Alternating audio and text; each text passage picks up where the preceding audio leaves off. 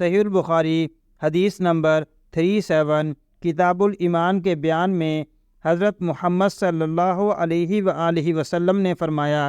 جو کوئی رمضان میں راتوں کو ایمان رکھ کر اور ثواب کے لیے عبادت کرے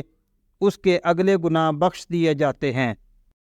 صحیح البخاری حدیث نمبر 38 حضرت محمد صلی اللہ علیہ وآلہ وسلم نے فرمایا، جس نے رمضان کے روزے ایمان اور خالص نیت کے ساتھ رکھے اس کے پچھلے گناہ بخش دیے گئے۔ صحیح البخاری حدیث نمبر 39 کتاب الایمان کے بیان میں حضرت محمد صلی اللہ علیہ وآلہ وسلم نے فرمایا، بے شک دین آسان ہے، اور جو شخص دین میں سختی اختیار کرے گا تو دین اس پر غالب آ جائے گا، اس کی سختی نہ چل سکے گی۔ بس اس لیے اپنے عمل میں پختگی اختیار کرو، اور جہاں تک ممکن ہو میانہ روی برتو، اور خوش ہو جاؤ کہ اس طرز عمل سے تم کو دارین کے فوائد حاصل ہو گئے۔ اور صبح، دوپہر اور شام اور کسی قدر رات میں عبادت حاصل کرو۔ نماز 5 وقت بھی مراد ہو سکتی ہے، پابندی سے ادا کرو۔ صحیح البخاری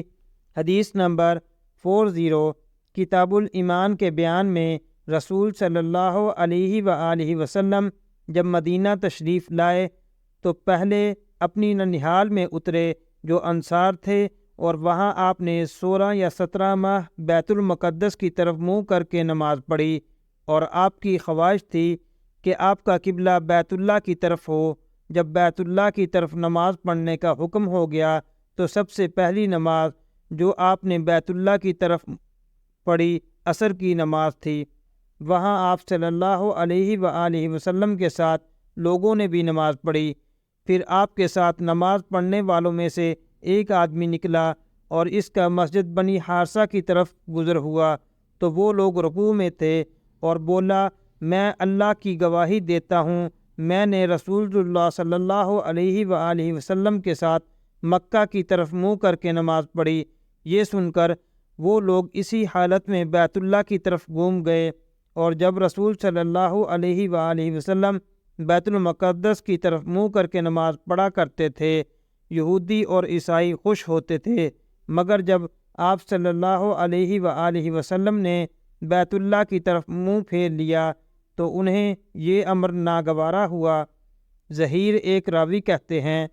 کہ ہم سے ابو اسحاق نے برا سے یہ حدیث نقل کی ہے کہ قبلہ کی تبدیلی سے پہلے کچھ مسلمان انتقال کر چکے تھے، تو ہمیں یہ معلوم نہ ہو سکا کہ ان کی نمازوں کے بارے میں کیا کہیں۔ تب اللہ نے یہ آیت نازل فرمائی، وَمَا كَانَ اللَّهُ لِيُضِيعَ إِيمَانَكُمْ، سورہ البقرہ